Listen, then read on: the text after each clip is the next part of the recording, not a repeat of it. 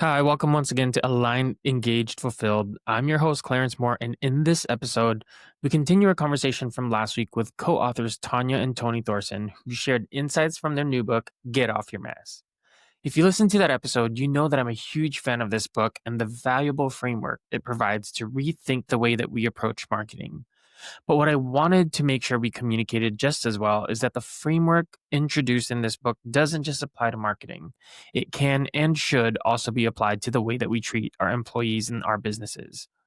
B2E, or business to employee, is a concept that's been around since before the 2000s, but like most things in modern marketing, it's deeply rooted in technology.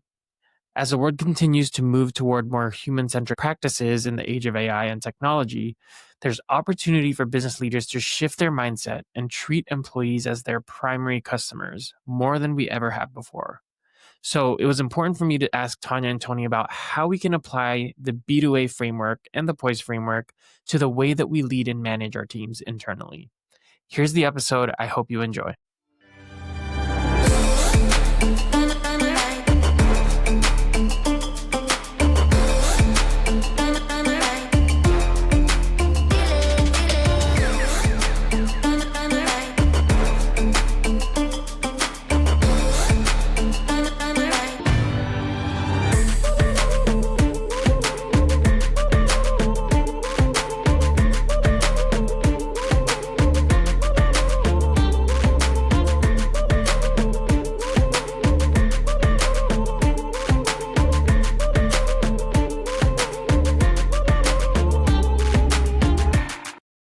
All right. So, one of the main reasons that I invited Tanya and Tony to this conversation is because there's a really profound connection between your B2A philosophy and my philosophy on alignment, right? I left the marketing world to move into consulting because really after the pandemic, I saw such a need for change to happen in corporate world. And I realized how the significant shift that happened with people like reassessing where their life was, reassessing what they wanted out of their career, reassessing what they wanted out of the organizations that they're working for. We were kind of forced into isolation, and we were forced to have the time to really think and reflect. And I think so much of that has influenced where people are at today, both in their career and in their business. And I think that your B2A philosophy touches on a lot of that, but it's built on the truth that a customer is the same whole human at work and at home, right? And my work is centered on that similar idea. It's not something that I coined, but it's B2E, business to employees, which argues that for a brand to be authentic, it has to treat its employees with that same humanity. So from your perspective, what is the relationship between how a company treats its people internally and its ability to successfully connect with anybody externally? I think that's huge. I think we talk about that in the ecosystem effect. I think that, in order to have that alignment, I really think we talk about people being the hub of the wheel, and I think that starts with marketing. I really think Yes. so many times people Yes. think marketing can be the first thing to go, and that is so wrong. It's right Mm-mm. in the middle of everything. You talk about communicating that internally, and once you have that and you empower people like Chewy, like she talked about before, then that message resonates not only within but without, and Yep. that's what catches fire. The internal infrastructure must change. Mm-hmm. We need to think about not segments, but we need to think about things more holistically. Yep. Everybody on the bus needs to understand what our levers are that we need to focus on from a P&L perspective and how we're going to get there. Mm-hmm. Now, finance and marketing and sales may all have a component of that they're responsible for, but we need to be looking at it collectively. And that is called the cross-functional champion. And we talk about that as we mentioned earlier, really breaking those silos down.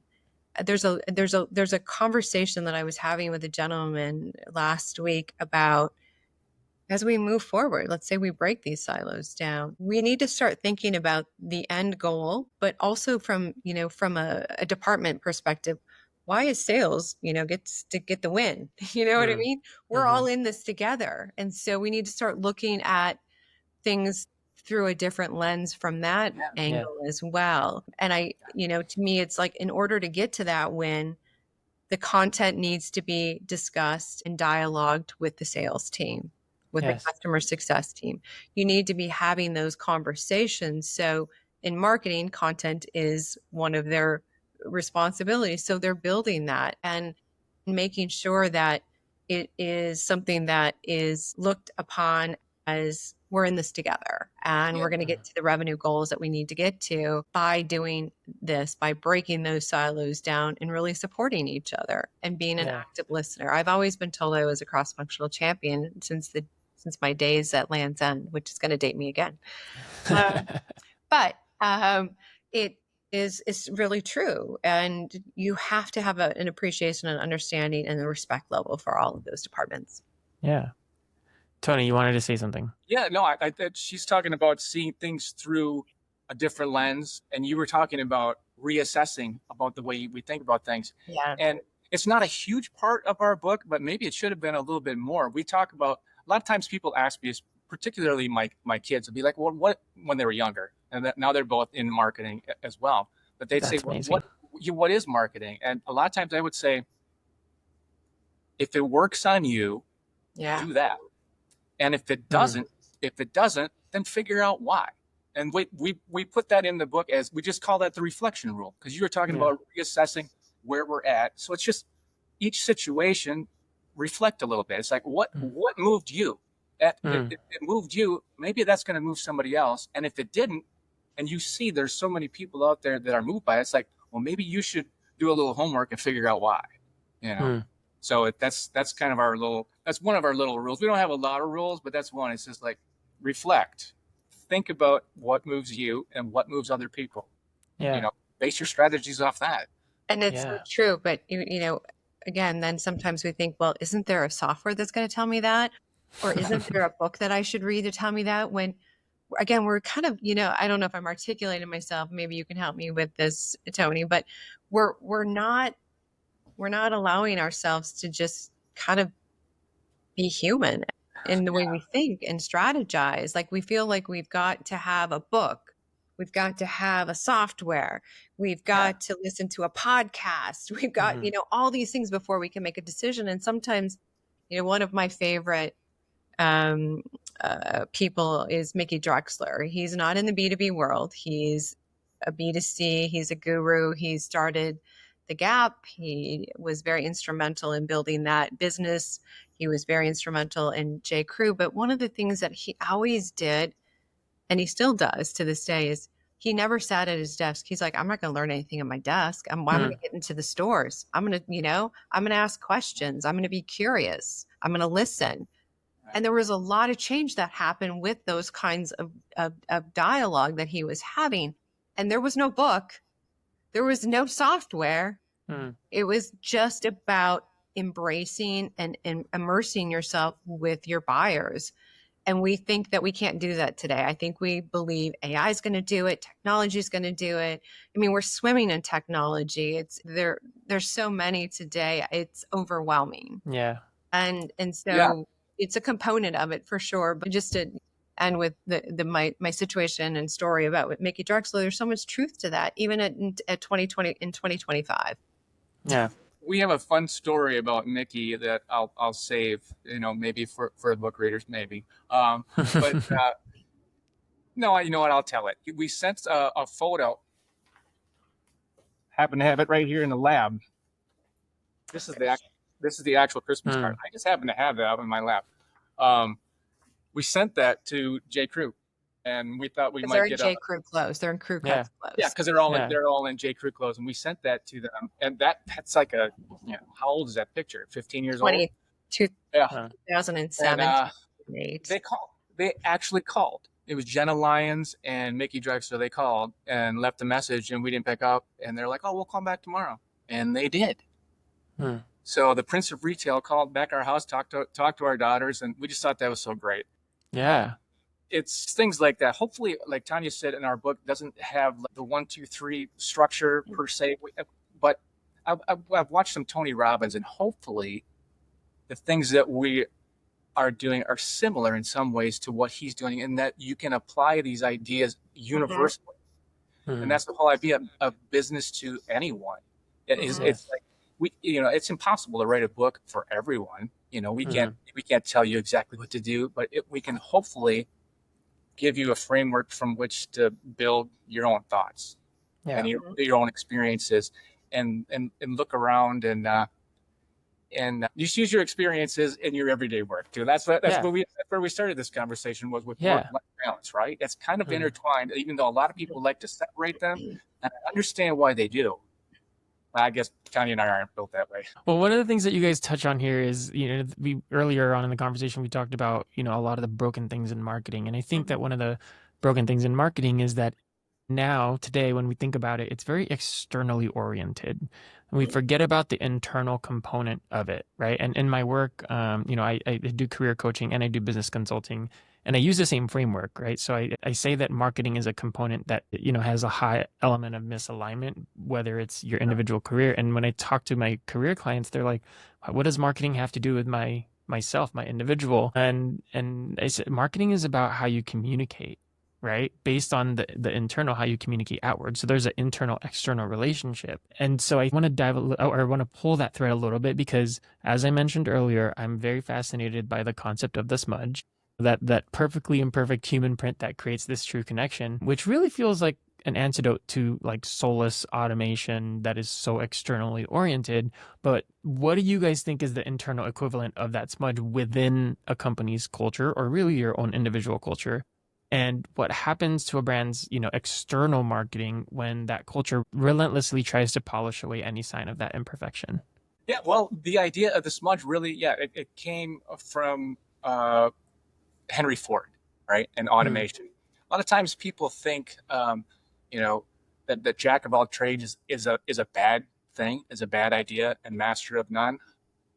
I like to think of it as having, you know, knowing a lot about a lot of things, or little about a lot of things, and then a lot about some things, where you can be yeah. expert and the jack of all trades. So, like when you talk about like automation, and that's kind of what we're saying with Warhol, is he sort of cheekily says, I want to be a machine, but he doesn't. You know, that's why he did the Brillo boxes, and he did the Campbell soup labels and the Maryland diptychs and things like that, so that he could purposefully infuse little tiny differences within Yeah. that. What's the internal equivalent of that smudge? Like within a in the context of a company's culture, or really your own identity, when external aspect of that kind of it starts to be intended to polish away the human imperfection. What's the implication of that? I think you lose out. I think when you're looking Yeah, 100%. for perfection, I can't tell you how many bosses I've had or leaders I've had. Do you love it? Is it 100% there? And today, I think we shouldn't be asking those questions. It's Mm. really about evaluating the reward versus the risk and Yes. the agility that we have as a team based on the buyer signals we're getting back. And so to me, that perfection should have a completely different definition today because of the status of technology with having what we have and just being cognizant of we're an omni world today. We're we're where we need to be based on what the buyer is telling us what they want from us. I think maybe now that I'm thinking about it, maybe a nice analogy to the smudge was also, this wasn't anything we talked about, but I remember hearing Pete Townsend of The Who talking about how there's really not that many different chords that you can play. And he had been accused of copying people. And I remember him saying, he's like, we're all copying each other. So it's like, Mm. okay, so what within those tools and within that amount of music or the AI that we use, what makes us different? What makes Pete Townsend and the Who different? Is it the way they arrange the music? Is it the way that they present themselves? Is it how loud they play? So that is something we talk about with resonance. Like, what type of resonance do you exude using the same tools that everybody else uses? How authentic are you? How relatable are you? And how much can you amplify this, and how much should you dial it back? No, it's a perfect analogy. So, okay, the next question that I have is for Tanya. So, implementing the B2A framework requires courage from leadership. So, from your experience as a marketing VP, what would you say is the biggest internal barrier? Is it a fear of measurement, a lack of trust in your creative instinct, or is it something else? Like, how does a leader cultivate the nerve within their teams? It's a great question. And I don't think there's one right answer. I will tell you, I think it's going to depend on where you're at with your company. If it's a startup versus more established, if it's small, mid-market, or enterprise. So there is going to be some variation, but the common through line across that would be really taking it, not throwing everything out, but really starting to look at it in pieces and starting to add those pieces into your business structure and starting to see how the impact and what kind of impact it's having. I think it's a process, it's an evolution. Yeah. But I think what needs to happen is success stories. Where are people having these success stories that can say, we took this framework, we really chose the road less traveled, which is business to anyone, knowing that we are a B2C and we are a B2B2C business, and we're finding more closeness with our buyers. We're seeing the sales cycle from inception to commercialization moving much faster, 50% faster. And those are things that I think will then excite people then to start moving more into the framework, for lack of a better word, and continuously adding more pieces of it so they can start seeing, it's reading and interacting basically what you're getting and then continue to move.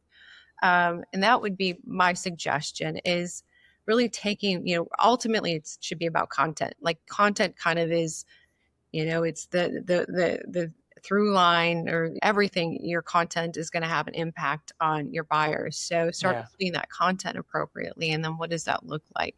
How is it meaningful to the buyer? What do those signals look like? Influence. I agree. I think a lot of the leadership is what we like to call RPM, relationships, mission, and purpose. I noticed that you had purpose on there as one of your over. Yeah. Right. It's one of my anchors. Yes. Exactly. So if you show that as a leader, that we have purpose and that you are purposeful to this company, you mean something, and we have a mission and you're a part of that, and you're building a relationship within. I strongly believe that that's just going to come out in your messaging. Yeah.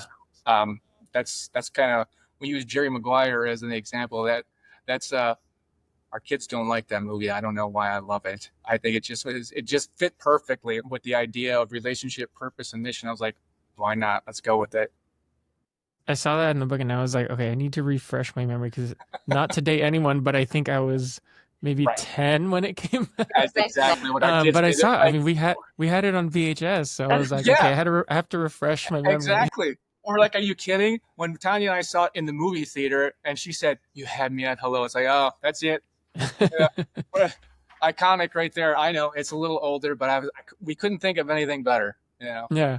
Okay, so Tony, this next question is for you. Your professional world at LaTeX is one about precision, engineering, and quantifiable accuracy. So it seems on the surface that it's the polar opposite of the intuitive, human-centric marketing that you guys write about. So what was the catalyst that led you, a leader in a tech industry, to co-author a book about the soul of marketing? Right? Again, it was the conversations that we literally have every day. And some of the people that I work with, we work with a small company that's based in Gilleleje, Denmark. And they live on the North Sea. It's a quiet, small Danish town, 45 minutes north of Copenhagen. And they're just wonderful people. They always refer to us as family. We refer to them as family. So the things that we talk about are precise every day, but the conversations we have are real. And, I think when you're business to business, people, they tend to forget about that. They get very data oriented, like you said, and they just go by the numbers. That's why I guess Tanya and I don't want to speak for her, but we're kind of believers in like people being at the workplace, because you can like interact so well, and you can learn so much about human behavior and nuance and body language. And this much. Yeah, exactly. Yeah. There you go. Yeah, exactly. So yes, I mean, right behind me, I've got a micrometer that's going to measure something into a thousandth of an inch, and people's eyes will glaze over when I tell them that's what I do. But at the same time, when I tell them, it's like, well, we help people manufacture things like John Deere making engines, or Briggs and Stratton, or Zimmer, we talk about in the book, who makes orthopedic hip joints and things like that. So it can be very personal. Arnold Schwarzenegger sells Zimmer products, and he says, I'm going to help your grandma move. So when I'm at work here, I remember I had a sea change in my mindset, and I thought, you know what? This might seem boring, but I'm really helping people in a lot of different ways, whether that's driving their car, or being able to walk, or, a knuckle joint in a transmission. So anyway, there's my technical stuff. Too much, right? No, I think that's perfect, because what I essentially wanted to learn a little bit about is your dynamic as co-authors, right? You guys bring incredibly diverse perspectives to the table, right? Tanya from the heart of global brand marketing, Tony from the world of industrial leadership. And I think you used the word convergence earlier, but that convergence of your two kind of perspectives really, it challenges the B2A philosophy, but I also think that it really strengthens it. Yeah. So I wanted to just kind of lean in a little bit to learn a little bit about the diversity between your guys' perspectives, which I think, lends to the power behind why this book is so great. Absolutely. We come from two very different worlds, but there is a lot of similarity when you really think about it, and just in how, Tony, you were just describing your situations, your conversations.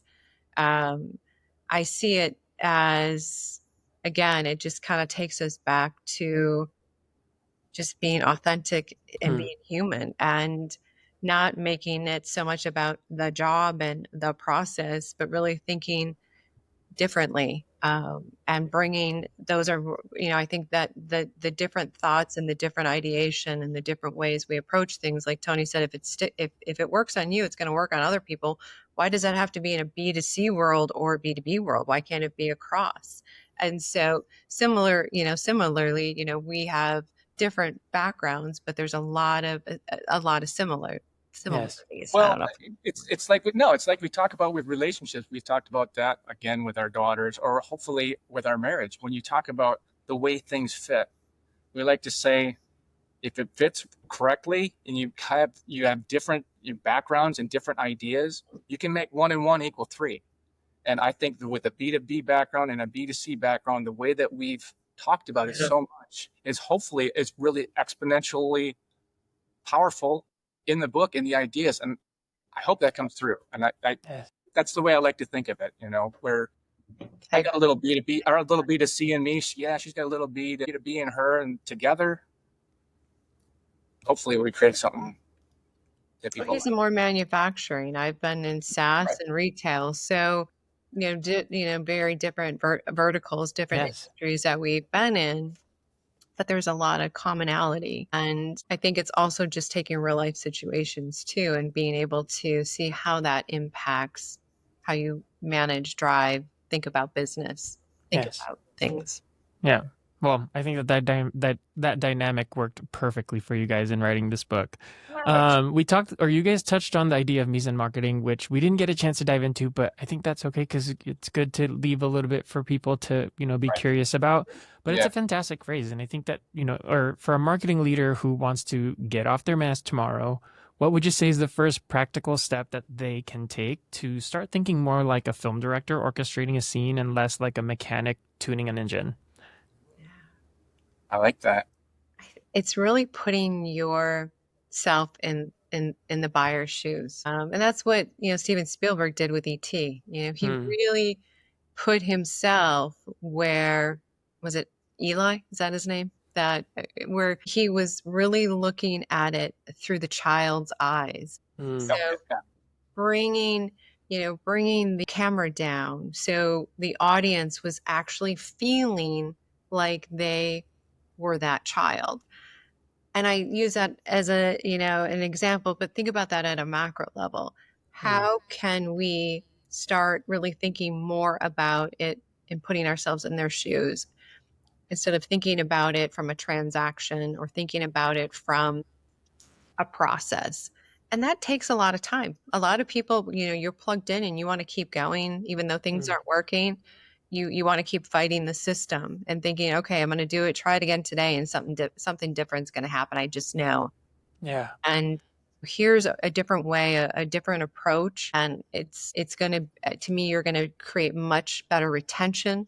You're going to create much better authenticity with your buyers, with your customer success, with the people that are your ambassadors of your brand, because you're listening to them and you're putting yourself in their shoes.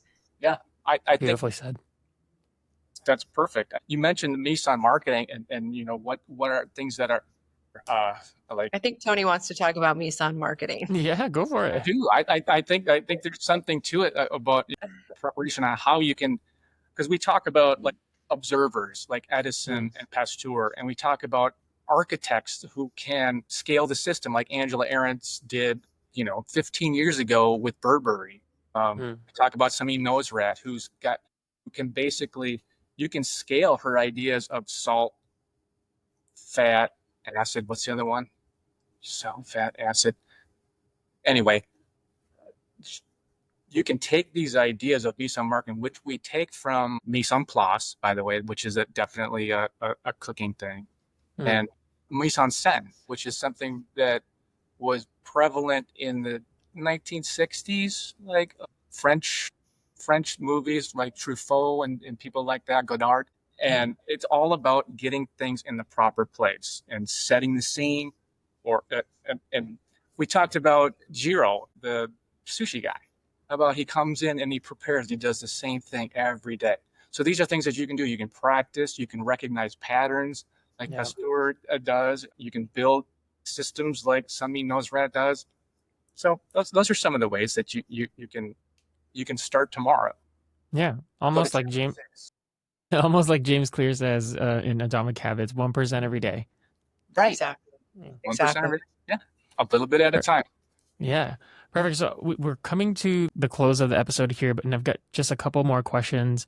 But one of the things that you guys mentioned earlier on in the book is that this book is intentionally not a playbook, but a reframe rather. So what's the single most important mindset shift that a marketer needs to make to really embrace the B2A philosophy? Be open to the book, to the analogies that we use. Be able to think differently, to go into it knowing that it's more of a conversation. It's not a here's how. It's really, and that's how it's written. That's how we wanted it to be. So it's like you and I having a conversation across the table, Clarence. Yeah. I would say also going into the book, going into it with not thinking about just marketing, but thinking about business, thinking about the buyer, thinking about taking those segments out and just thinking about it more holistically. I think some of the takeaways from the book, I like the idea, if you're interested, you're interesting. I think that can really take people a long ways, and that can really open up a lot of doors and a lot of ideas for you. Another idea that I like we didn't talk about too much was the idea of mosaic marketing, where you take fragments of all different kinds of things that and you layer them. We have a little framework in there that we played off of the old wedding adage. So we call it something old, something new, something bold, something true. So we changed the last couple of parts. Yeah. We thought that was kind of a nice way to think. It's like, what is mosaic marketing? Well, we're embracing the heritage, that's old. We're innovating, that's new. Yeah. Something bold, hopefully that's disruptive. That's chapter 9. We talked about disruption. And then something true, that's authenticity and being authentic. And I thought that was a nice little framework that we got together, a riff off of, Pete Townsend would say we copied that, but I say we riffed off of the old wedding adage. All right, one last question for you guys, and I try not to ask this, but we have to, because one of the things that I try to say in my work is, at a time where everybody's talking about AI and everybody is investing in AI, I want to talk about people and I want to invest in people. But because this is the world we live in, I have to ask about the AI question. Looking forward, as AI gets even better at mimicking human creativity, what becomes the future role of the human marketer? What will be the smudge of tomorrow? To me, it's a component. It will never replace people. There's no replacement. It can accelerate things. It can help with efficiencies. We can build agents to help us with all of that. But if you take the human element out of it, you're going to lose. You're not going to win in this world.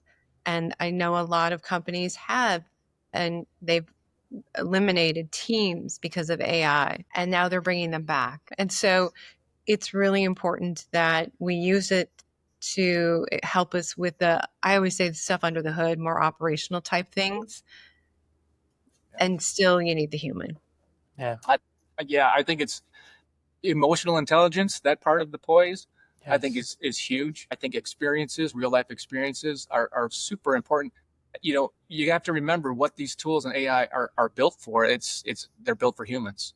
And we can talk to our daughters. Occasionally they'll ask ChatGPT a question and they'll say, that's just as good as what you said, Mom or Dad. But, and I get that. It actually can be therapeutic. But I love that you like the idea of the smudge, because that's where the beauty is, really. Yes. And just the mosaic of different people, different ideas. And, I think it's going to be increasingly difficult to tell the difference between the two. Yeah. Hopefully the people that, like we said before, the smart will get smarter. Hopefully you put in good stuff and you get good stuff out, and you can tell the difference between what's right and what's not. Yeah. Yeah. I think that the new way to be a marketer in today's world is smudge marketing. And I think you need to coin that. Smudge marketing is the new methodology. There you go. All right. Well, Tanya and Tony, thank you so much for sharing the insights behind this book and really the story behind how it came to be. I mean, I've said it a ton of times throughout this conversation, but I think that this book is brilliant, and it finally says a lot of what has been needed to be said in the world of marketing. If you're a marketer, if you're a new marketer listening to this podcast, you just got the most important crash course into how to be the right kind of marketer in today's modern business landscape. So make sure you favorite this, because I certainly will. There's so much value in this conversation that I hope you guys enjoyed. Tanya and Tony, if people want to connect with you to learn more about the book and to purchase the book, because if you listen to this podcast, you absolutely need to buy the book. How do we do it? Absolutely. So it's on Amazon, and there is a paperback, and there's also Kindle version. So please go on Amazon, please order it. And if you're interested in wanting to speak further, you can reach out to me at tanyalynthorson@gmail.com, or find me on LinkedIn and DM me there. Perfect. And Tanya and Tony are available to speak on the concepts of this book. I mean, again, if you picked up on any of the components of this book that really spoke to you, I think you definitely need to reach out. So Tanya, tell us one more time, what's the best way for us to get in contact with you guys? Absolutely. So reach out to me at tanyalynthorson@gmail.com, or DM me on LinkedIn. Look forward to receiving some comments from you guys. Yes. Well, thank you so much, Tanya and Tony, again, for being with us today. This has been such an enlightening conversation. And I think that every bit of this book needs to be heard. So thank you for writing it. That's great. Thank you. I think we're aligned on that. I think we're definitely aligned in a lot of different ways, Clarence. I appreciate it.